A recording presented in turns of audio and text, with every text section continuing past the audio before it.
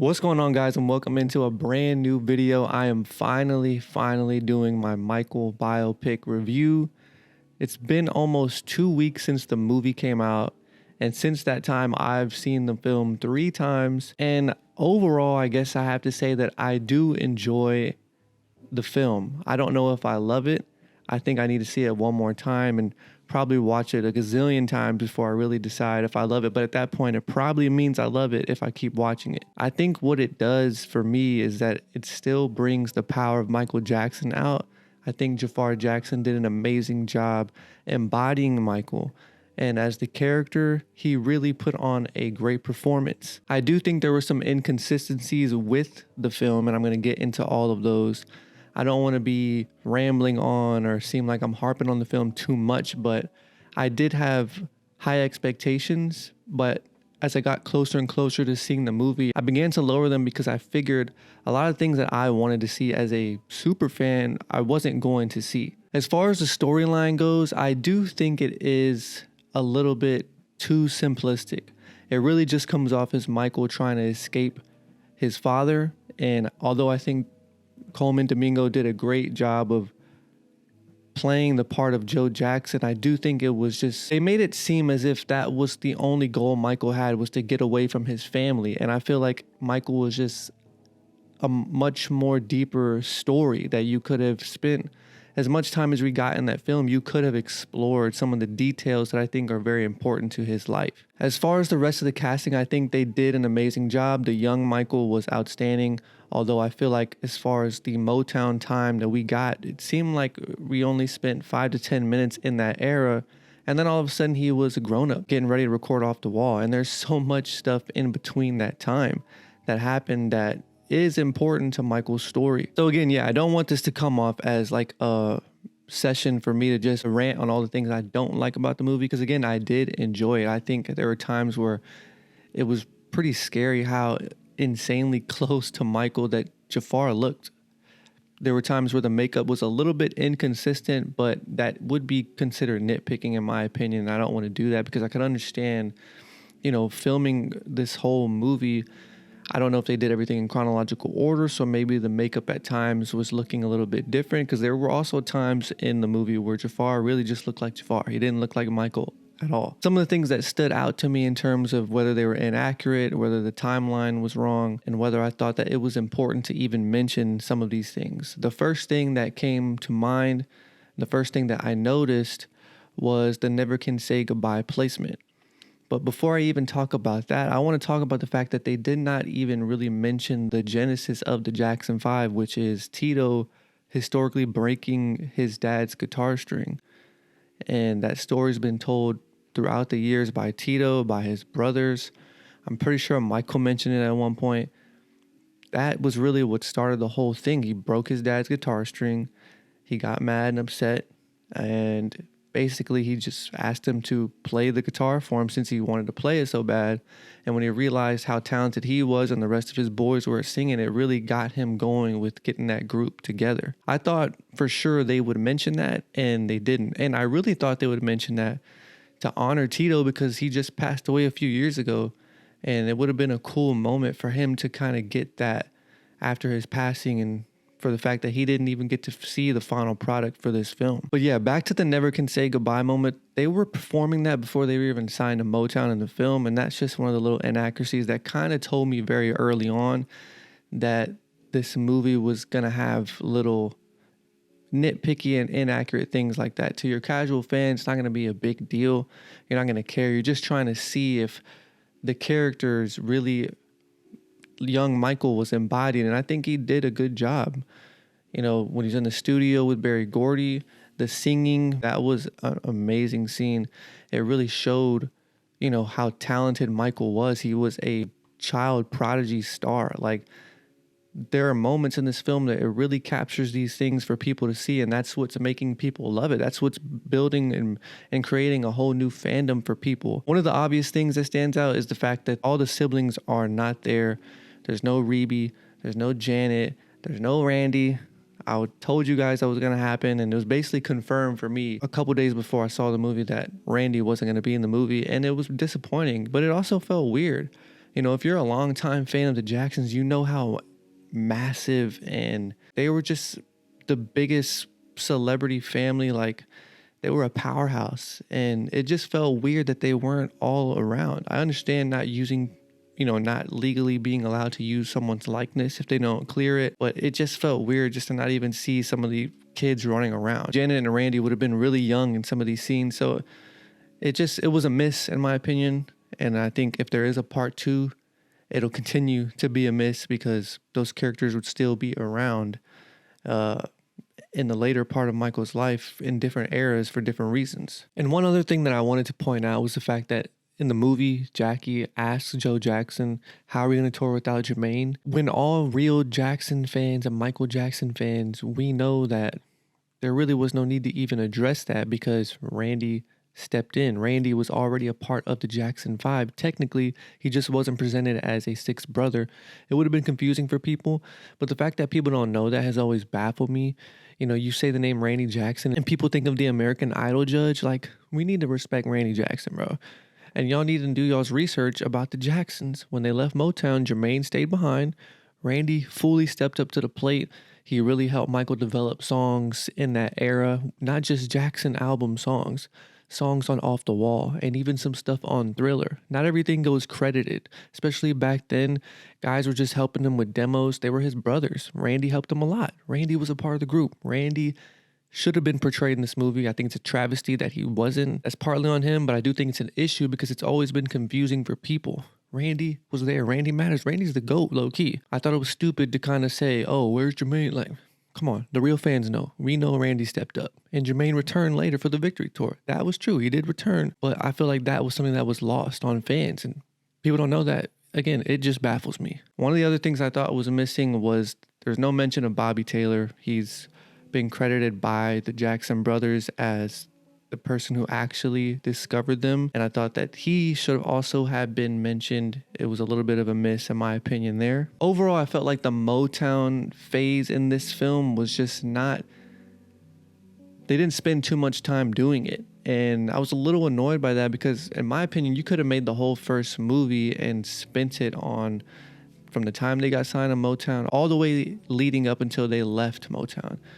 And I think people would have loved that too. I would watch 3 movies. I'd watch a part 1, part 2, part 3. Obviously, they didn't do that, and people were still going to be invested. But I thought that a story as deep and as long as Michael's, you could have done that easily. And there's so much stuff that you could have gone into for the years that really, helped him learn about the music industry. He credits Motown as being a super important time in his life. Berry Gordy being an important part of his life. When the Jackson 5 were inducted to the Rock and Roll Hall of Fame, they asked Berry Gordy to come up and talk with them. And it was just an amazing moment to see those guys, even years later after they left Motown, they still put an emphasis on how important those years were to their life. So I thought it was just breezed by. And the Jackson's American Dream, they spent time, and there was character development for every member of the Jackson 5. For Marlon, where he was struggling with some of the dancing. For Tito, like we mentioned, with the guitar. Jermaine kind of having to take a back seat, but also being, the bass player. Jackie kind of being the big bro to always kind of rally up his little brothers and get them to focus, even when he was having a hard time dealing with being with his brothers and not being able to be like a teenager, basically turning into a man. He was so much older than all of them. I thought the Jackson's American Dream, they really showed the family dynamic a lot better. And I think that I will always prefer that part of seeing it in a film from that perspective. Overall, that first part of the movie, it really gets breezed by, and it just was one of the things I thought that it could have been better. So for the second phase of the film, I really thought there was an emphasis on Michael wanting to be more creative, him wanting to write, but he was already doing that. He was writing on the albums Destiny and Triumph with his brothers. I thought that it was a little bit of a miss to kind of just have him in the studio by himself. They could have, I understand Randy can't be in the film, but they could have thrown any of the other brothers in the studio with him recording, the early demos for Don't Stop Till You Get Enough and songs from Off the Wall. Same thing with Thriller. They could have thrown Rod Temperton in there, someone who was writing songs for Michael. Michael was actually writing less in that Thriller and Bad era. He wasn't writing as many songs as he was when he was with the Jacksons. I just think that showing him in there by himself is not that I don't want to discredit him in any way. I just thought it was just a little boring. Like, I thought for sure we would see some reenactments of guys being in the studio and just showing the creative process. We didn't really get that. The most creative thing we saw was him coming up with the name for the album Thriller, which it was kind of bland in my opinion. I thought maybe we would see a Paul McCartney character because he would already worked with Paul McCartney on the Off the Wall album, and a lot of people don't know that. And we thought maybe we'd see his character for The Girl Is Mine. That didn't happen. There's just more depth to Michael's musical creativity that they didn't show. And going forward, there were some things, again, with the timeline that were messed up. You know, after Off the Wall was recorded. And mind you, I want to say that the Don't Stop Till You Get Enough studio scene transition into the video was one of my favorite parts of the movie. I did not feel like it was forced. I thought it was awesome. Then showing the album release and him just building up this amazing fandom off of his first solo album, I thought that was really, really good. You know, one of the best parts of the movie. But again, we don't see much of Quincy. We don't get like the genius of Quincy Jones and him working with Michael Jackson. I thought that was another miss. And I kind of already talked about this with the brothers. There was no depth or any character building for their characters. They just looked like shadows and background characters. The movie kind of portrayed them like pitting them against Michael along with Joe. Like, we're just trying to be, it almost seemed like they were pitted as characters like, we're only here when it's convenient for us and not really for you and to be there for you. But you hear any stories from the brothers, like, this is just not true. They were always around each other. They spent a lot of time together. And I didn't like that it was like I didn't like the way the Jackson brothers were portrayed in this movie. I thought that it was cheap and lazy. And it kind of goes with the narrative that's been happening for years, where the media tries to pit Michael against his family or pit them against him. And I've always, even though I know I'm not in that family, but I just feel like that's just not the case. One of the other things I thought that was amiss was basically saying Michael was just a homebody stuck with no one to talk to all the time. When in reality, around the Off the Wall era, before that even happened, he was filming The Wiz and he was living with LaToya in New York City. They didn't show that at all. They did show LaToya, but they didn't show them living together. They didn't show him being like a teenager. He wasn't just in his room with bubbles all the time. He was out living. He was at Studio 54. He was learning about the music scene, the disco scene back then, and it was really helping him get ideas and craft things for his album that he would use. And it's just, he was a product of his surroundings, I believe. Like, that time he spent out there really helped him. And then the time he spent with The Wiz was obviously crucial because that's how he met Quincy Jones. And that's how they began talking and began a relationship and eventually led to them working on 3 albums together. That was another miss. One of the other things I didn't really think was necessary was to make a big emphasis on John Branca. And I felt that because they also had a miss in there by not showing the purchase of the Beatles catalog. I like that the moment with John Branca in the conference room with all of the businessmen kind of showed a shift in tone for Michael. He really didn't want to be anything like his father, but he kind of took some of those business tactics from his dad. People feared Joe Jackson, and in that moment where he basically said, everybody get out the room, I just want to talk to Branca, that kind of embodied his dad a little bit in that sense for business. I thought that it was super important to show that Michael was, when it was time to get serious, he could. And although I wasn't a fan of Branca's character, I thought it was important. The scenes where they're talking about getting on MTV, I thought that those scenes were really important to show that how serious Michael was about the music and how much of a star he knew that he was going to be, but he needed some help. And he got that help from John Branca and from himself, like being in those meetings and just speaking up and just speaking his mind and putting that fear into people to let them know how serious he was. A lot of this film did feel like a montage, and some of the things were kind of, again, breezed by. For example, we didn't see Michael winning all the Grammy Awards, and it was actually shown before he got burned at the Pepsi commercial, when in reality that happened after he got burned, and then a month later he showed up to the Grammys and won all the awards, and he looked great. You wouldn't have even thought that he had the big burn on his head. As far as the live shows, during the Triumph show. Jafar looked great doing the Ben performance, but I thought that that was a bit of a miss too. They could have done a different song. They could have done Rock With You. They could have done a Jackson song. Just showing Ben as the only thing they did at the Triumph Tour kind of irked me a little bit, but I'm not going to make a big deal out of it. I did think that Jafar doing Human Nature was awesome. It's been something that I look forward to when I watch the movie. He just looked great, sounded great. I don't know if it was completely pre-recorded Michael and maybe him singing over it, but overall, just from a film standpoint, from the way it was shot, it just looked amazing. I did think that the Billie Jean performance was a little rough just because he didn't look like Michael Jackson in the movie. Like the makeup was not on point for that part. The dancing was great. Jafar, the moonwalk he killed, standing on his toes for an extended period of time. He did that. Michael didn't even do that when he did the live performance. And I get it's a live performance, I'm not holding that against him, but I'm just saying, like, Jafar, he killed it. And I like that they showed angles that we can't see from the live performance. I thought that was really cool. I didn't think it was necessary to recreate Thriller. If I want to see that, I'll just go watch the behind the scenes from real life, the making of Thriller, or I'll go watch the video itself. It would have been cooler to see them, writing more songs, go more in depth with the Beat It scene that we had. I thought that was really cool, showing them rehearsing.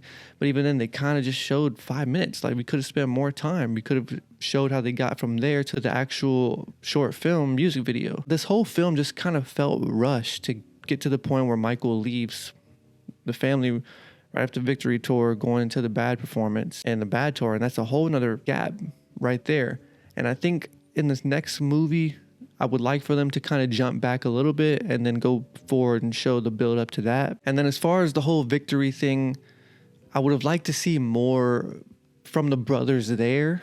Show them doing some of the iconic dance moves. And I know you're going to say this isn't the Jacksons. Well, Michael is in the Jacksons. So it would have been cool to kind of see them all do, just give us more of that performance. I know it was really made to emphasize him leaving. A little bit inaccurate there. He didn't do it to working day and night. He did Shake Your Body Down to the Ground. And then after that happened, all of the family came on the stage. Like some of his nephews and some of the brothers' wives, they were all there. And they didn't show that either. Again, another nitpicky thing.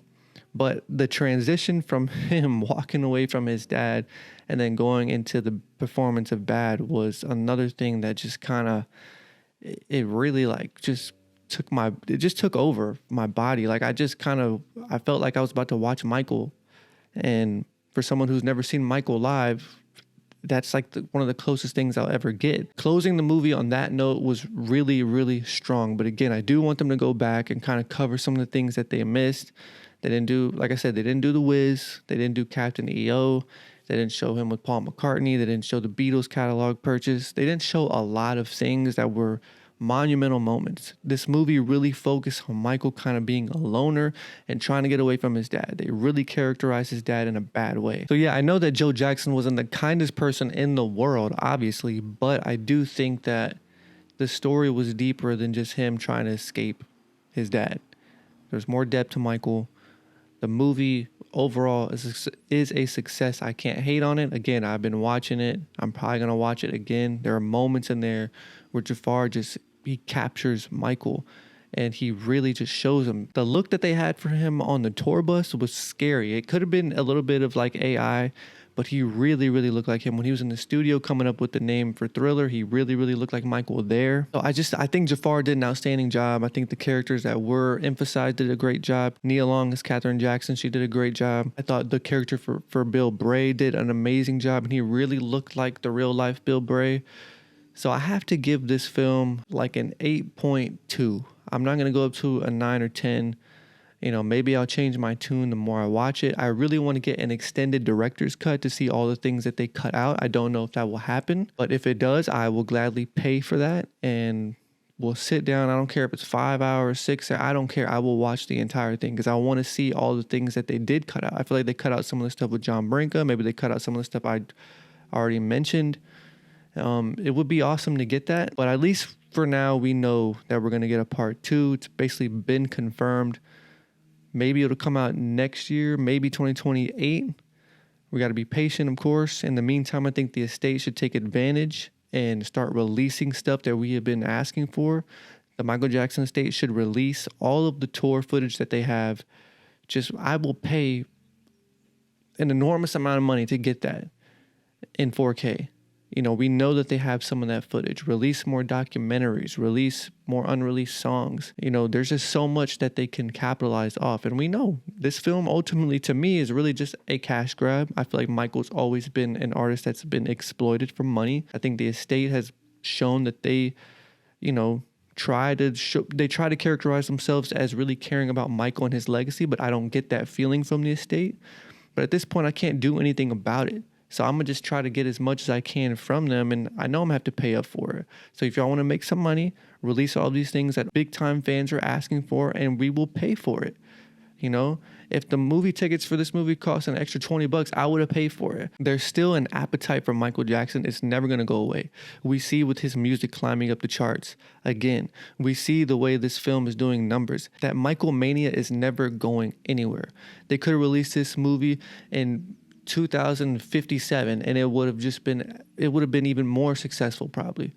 His legacy is never going to die. I will take anything I can get in terms of content and real-time footage and things that we're asking for, all of it. So I'm not hating on anything with this film.